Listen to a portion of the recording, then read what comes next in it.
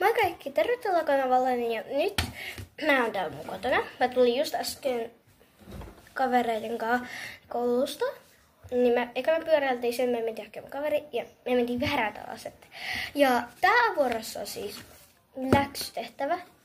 Mä vahingossa pistin 4 kotiläksyksi, tää on siis milli. Se on oikeesti milli. 3A ja oma. Milli 3A oma. Kiva. Niin ekalla on sille kirjoita luku ja piirrä luku. Mä voin näyttää sulle se. Nyt. Siis niin läksyks on noin, sillä nää, niinku vaan nää 4 isot, täällä on nää. Niin, mä teen nyt. Tää on niin helppoa. 2 isot, ootko mä lasken. Mä laskin, että näitä on 7, niin 7. Ja mä jatkan nää toisessa.